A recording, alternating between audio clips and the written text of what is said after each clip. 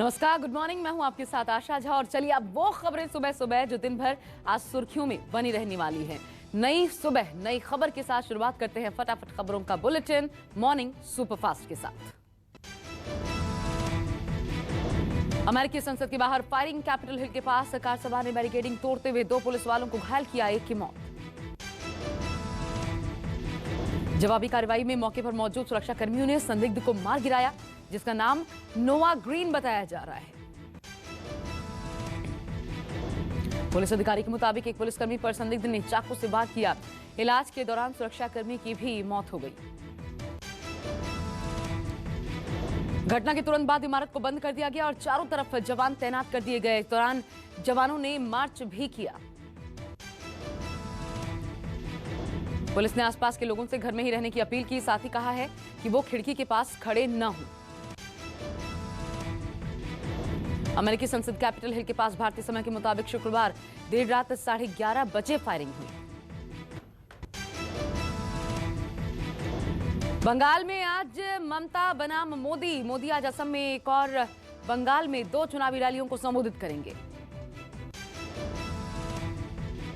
CM Mamata Banerjee के हुगली के तारकेश्वर में रैली होगी। पीएम मोदी और ममता बनर्जी दोनों एक ही विधानसभा में रैली करेंगे।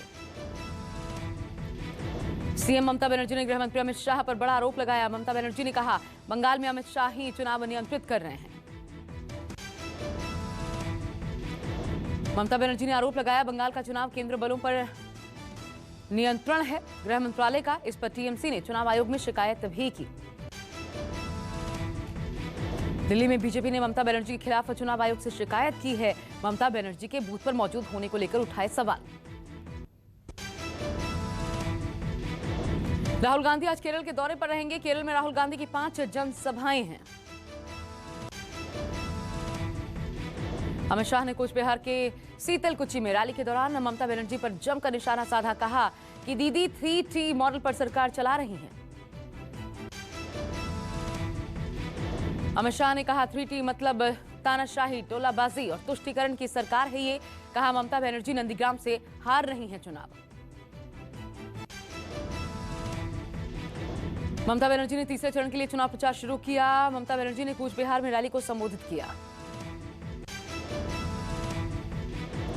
इस दौरान ममता बनर्जी ने बीजेपी पर जमकर निशाना साधा, कहा, बंगाल में चुनाव आयोग की जगह अमित शाह चुनाव संचालित कर रहे हैं।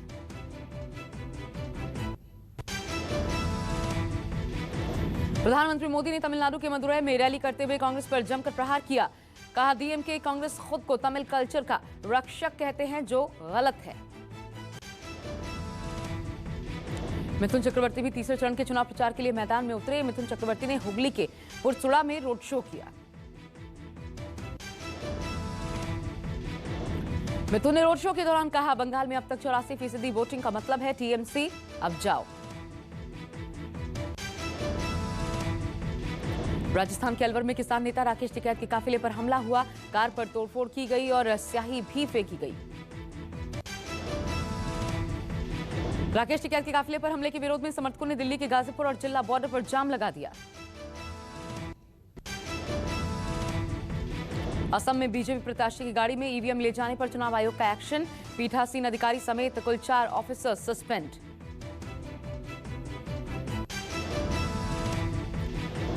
चुनाव आयोग से मिली सूचना के मुताबिक जो ईवीएम बीजेपी विधायक की गाड़ी से मिली वो वोटिंग के बाद की ही है। हालांकि ईवीएम की सील नहीं टूटी।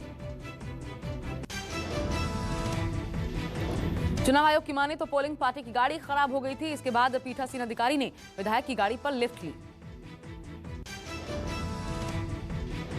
चुनाव आयोग सूत्रों की माने तो बताया जा रहा है, इस दौरान चुनाव अधिकारी को नहीं पता था कि वो कार किसकी है। असम के पाथरकंडी विधानसभा क्षेत्र में सफेद रंग की एक बोलेरो कार में ईवीएम मिलने के बाद इसका वीडियो जब वायरल हुआ तो हड़कंप मच गया।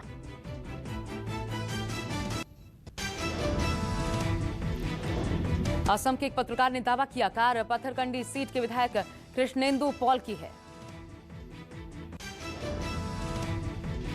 ईवीएम मामले में प्रियंका गांधी ने ट्वीट कर कहा, क्या स्क्रिप्ट है, चुनाव आयोग की गाड़ी खराब हुई तभी एक गाड़ी प्रकट हुई।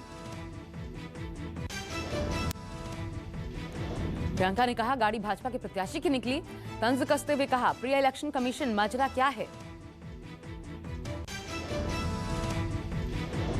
वहीं राहुल गांधी ने भी इस घटना को लेकर बीजेपी पर हमला किया। कहा, ईसी की गाड़ी खराब, बीजेपी की नीयत खराब और लोकतंत्र की हालत खराब।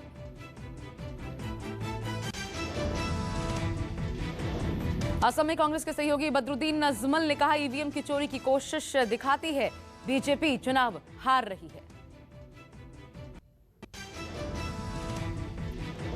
कांग्रेस के पूर्व अध्यक्ष राहुल गांधी ने हार्वर्ड कैनेडी स्कूल के प्रोफेसर निकोलस बॉन्स के साथ लाइव बातचीत की। राहुल ने मौजूदा सरकार पर सवाल उठाए।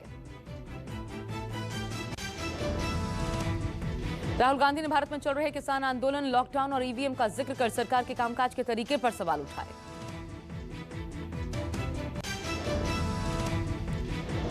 राहुल ने कहा कि बातचीत की आड़ में चीन भारत के इलाके पर कब्जा जमा रहा है, क्योंकि चीन भारत को कमजोर और अंदरूनी तौर पर बंटा हुआ देखता है। राहुल ने कहा, पावर एक जगह सिमट कर रह गया है, सभी फैसले एक जगह से ही लिए जा रहे हैं, किसी फैसले की कैबिनेट में चर्चा नहीं होती। राहुल गांधी ने कहा, सभी इंस्टीट्यूशंस और मीडिया पर कब्जा कर लिया गया है, किसी इंस्टीट्यूशन ने इस पर आपत्ति नहीं जताई।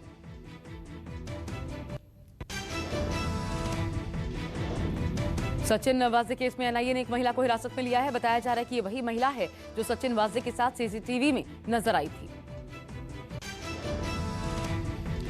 सूत्रों के मुताबिक महिला मीरा रोड पर किराए के फ्लैट में रहती थी। 15 दिनों से गायब थी महिला, काफी दिनों से तलाश थी। दाऊद का खास गुर्गा दानिश चिकना गिरफ्तार हुआ है। एनसीबी और कोटा पुलिस के ज्वाइंट ऑपरेशन के दौरान दानिश को कोटा से गिरफ्तार किया गया। माफिया डॉन मुख्तार अंसारी की एम्बुलेंस का मामला तूल पकड़ता नजर आ रहा है। अंसारी के जरिए जिस एम्बुलेंस का इस्तेमाल किया जा रहा है उस पर कार्रवाई शुरू। अमरनाथ यात्रा को लेकर रजिस्ट्रेशन शुरू हो गया है। इस बार अमरनाथ यात्रा 56 दिनों तक चलेगी। यात्रा 28 जून से शुरू होकर 22 अगस्त तक चलेगी। कोरोना को लेकर इलाहाबाद हाईकोर्ट की नई गाइडलाइन, सिर्फ जरूरी मामले ऑनलाइन सुने जाएंगे। वैक्सीनेशन का नया रिकॉर्ड बना है। 24 घंटों में देश में 36.7 लाख लोगों को कोरोना का टीका लगा। अब तक सबसे ज्यादा महाराष्ट्र में वैक्सीनेशन। महाराष्ट्र के पालघर में डिस्ट्रिक्ट कलेक्टर का आदेश, कोरोना के बढ़ते केसेस को देखते हुए स्कूल 5 अप्रैल तक के लिए बंद।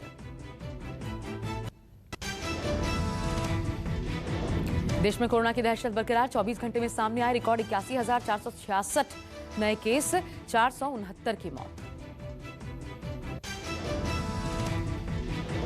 दिल्ली में कोरोना ने रफ्तार पकड़ ली है। एक दिन में सामने आए 3,594 केस, 14 की मौत। महाराष्ट्र में कोरोना के 24 घंटे में 47,827 नए मामले, 202 की मौत। मरीजों की संख्या 29 लाख के पार। पुणे में भी कोरोना से बुरा हाल। एक दिन में 9,086 नए केस, 58 की मौत, 5.5 लाख के पार मरीजों की तादाद। मुंबई में कोरोना के 24 घंटे में 8,832 नए केस, 20 की मौत, 4 लाख के पार मरीजों की संख्या। पंजाब में बेकाबू हुआ कोरोना। 24 घंटे में कोरोना के 2,903 नए केस सामने आए, 57 की मौत, 2.5 लाख के करीब पहुंचे मरीज।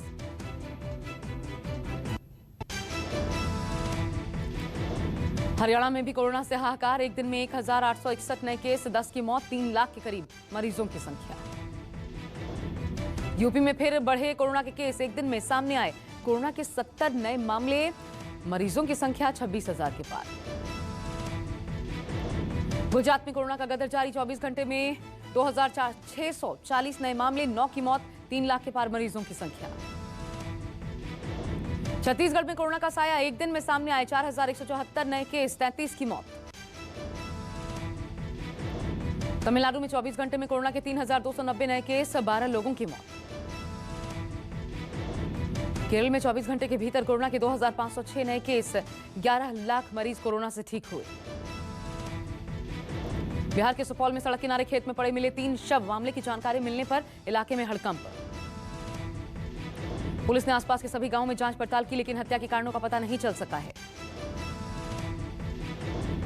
पुलिस सभी एंगल से जांच कर रही है। आसपास के सभी थानों को इसकी सूचना दे दी गई है। बिहार के अररिया में पुलिस ने 5 लोगों को गिरफ्तार किया। व्यापारी को लूटने की फिराक में थे। पुलिस ने आरोपी के पास से 4 पिस्टल, 8 कारतूस, 6 मोबाइल, 1 कार के साथ 8 किलो गांजा बरामद किया। पुलिस के मुताबिक इन लोगों ने गर्लफ्रेंड को खुश करने और उनके सामने रईसी दिखाने के चक्कर में अपराध का रास्ता चुना। एमपी के छतरपुर में दिल दहला देने वाली घटना। भतीजे ने सगे चाचा की हत्या कर दी। इलाके में हड़कंप। आरोपी भतीजे ने चाचा पर कुल्हाड़ी से वार कर दिया। जमीनी विवाद को लेकर वारदात को अंजाम दिया। छतरपुर के रामनगर गांव की घटना। आरोपी की तलाश में जगह जगह पुलिस की छापेमार कार्रवाई जारी। यूपी के बाराबंकी में पंचायत चुनाव के दौरान दहशत फैलाने की कोशिश नाकाम। पुलिस ने अवैध हथियारों का जखीरा पकड़ा। 3 अवैध हथियार की फैक्ट्रियों का भंडाफोड़। इस साथ ही 3 आरोपियों को भी गिरफ्तार किया। पुलिस ने तीनों फैक्ट्रियों से भारी मात्रा में हथियार बरामद किए। मौके से हथियार बनाने के औजार भी बरामद। अमिताभ बच्चन ने परिवार के साथ लगवाई कोविड वैक्सीन। देर रात ट्वीट करके वैक्सीनेशन के बारे में बताया। बिग बी बोले सब कुछ ठीक है। मुंबई में बढ़ते कोरोना के मामले के बीच बॉलीवुड में भी संक्रमण की मार। अब फिल्म अभिनेत्री आलिया भट्ट के भी कोरोना पॉजिटिव होने की खबर। Bigg Boss fame actress Monalisa भी कोरोना पॉजिटिव पाई गई। मोनालिसा घर में क्वारंटीन है। कोरोना के चलते बप्पी लहरी भी शुक्रवार को अस्पताल में भर्ती हुए। सोशल साइट्स पर बप्पी लहरी के फैंस अच्छे स्वास्थ्य की कामना कर रहे हैं। विद्या बालन ने भारतीय परिधान और वेस्टर्न ड्रेस में इंस्टा पर अपना वीडियो शेयर किया। विद्या बालन का न्यू लुक लोग पसंद कर रहे हैं। Big boss winner Rubina Dilaik ने अपना फोटोशूट करवाया। पिंक फ्रिल वाले टॉप और ब्लैक स्कर्ट में रुबीना काफी ग्लैमरस नजर आ रही हैं। रूस के विदेश मंत्री 5 से 6 अप्रैल को भारत दौरे पर आएंगे। विदेश मंत्री एस जयशंकर से मिलेंगे। आगामी शिखर वार्ता और द्विपक्षीय वार्ता होगी। अमेरिका ने पाकिस्तान को अनदेखा किया। क्लाइमेट चेंज वर्चुअल समिट में पाकिस्तान को नहीं दिया न्योता। इस शिखर सम्मेलन में भारत समेत साउथ एशिया से बांग्लादेश और भूटान के प्रमुखों को बुलावा भेजा गया है। शिखर सम्मेलन का आयोजन 22 और 23 अप्रैल को होगा। म्यांमार में सेना की तख्तापलट के बाद वायरलेस इंटरनेट सेवा रद्द की गई। देश भर में फाइबर लाइन के जरिए ही इंटरनेट सेवा की सुविधा मिल पा रही है। दक्षिण अफ्रीकी वेरिएंट पर फाइजर और बायोएनटेक ने दावा किया। कहा हमारी कोरोना वैक्सीन बेहद प्रभावी। दुनिया भर में कोरोना वायरस से संक्रमित होने वालों का आंकड़ा 12 करोड़ 98 लाख के पार। अब तक 28,33,000 से ज्यादा की मौतें।